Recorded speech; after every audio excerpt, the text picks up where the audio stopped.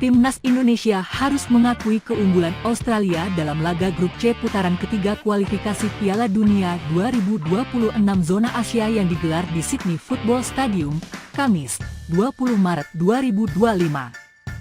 Skuad Garuda kalah dengan skor akhir 0-2 setelah kebobolan 2 gol dalam rentang waktu 2 menit. Sejak awal pertandingan, Indonesia tampil penuh semangat dan langsung mengancam pertahanan Australia. Pada menit kelima, Jai Izzes hampir membawa Garuda unggul lewat sundulan berbahaya. Namun, bola masih bisa diamankan oleh kiper Australia, Matthew Ryan.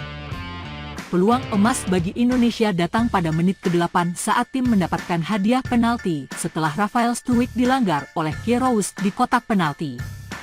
Sayangnya, eksekusi penalti yang diambil oleh Kevin Dix hanya membentur tiang kanan gawang, membuat Indonesia gagal memanfaatkan kesempatan emas tersebut. Setelah itu, giliran Australia yang mendapatkan penalti pada menit ke-18. Martin Boele maju sebagai eksekutor dan berhasil mengecoh kiper Indonesia, Martin Paes, untuk membawa Australia unggul 1-0. Hanya berselang 2 menit, Indonesia kembali kebobolan melalui serangan balik cepat yang diselesaikan oleh Nishan Velupillai dengan sepakan setengah voli yang tak mampu dihentikan Martin Paes. Meski tertinggal, timnas Indonesia tetap berusaha membalas.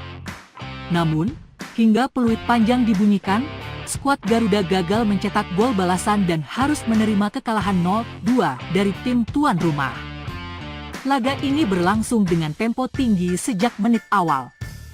Indonesia mencoba menerapkan permainan agresif dengan mengandalkan kecepatan para pemain di lini depan.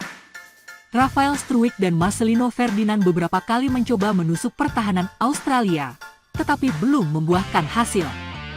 Di sisi lain, Australia yang lebih berpengalaman tetap tenang dan mampu mengatasi tekanan Indonesia.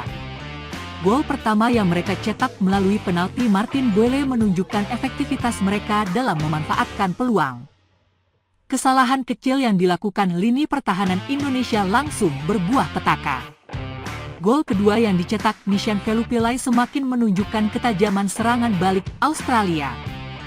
Mereka mampu memanfaatkan kelengahan lini belakang Indonesia yang masih berusaha bangkit dari kebobolan pertama. Meskipun kalah, ada beberapa hal positif yang bisa diambil dari pertandingan ini. Timnas Indonesia menunjukkan perkembangan dalam aspek menyerang.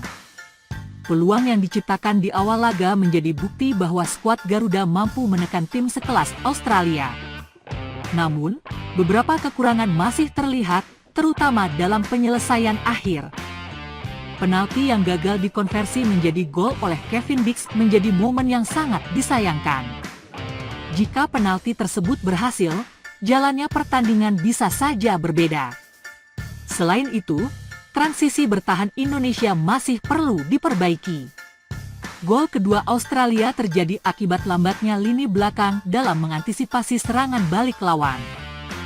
Pelatih Shin Tae-yong kemungkinan besar akan melakukan evaluasi untuk meningkatkan kinerja lini pertahanan agar lebih solid di pertandingan selanjutnya. Kekalahan ini membuat langkah Indonesia di kualifikasi Piala Dunia 2026 semakin berat. Saat ini, Timnas Garuda harus mencari cara untuk mengamankan poin di laga-laga berikutnya agar tetap memiliki peluang untuk lolos ke babak berikutnya. Australia yang berhasil meraih kemenangan tentu semakin percaya diri untuk menghadapi laga-laga mendatang. Sementara itu, Indonesia harus segera bangkit dan fokus menghadapi pertandingan berikutnya. Dukungan dari para supporter akan sangat penting bagi perjuangan Timnas Indonesia. Dengan kerja keras dan evaluasi yang tepat, masih ada peluang bagi Indonesia untuk meraih hasil positif di pertandingan selanjutnya.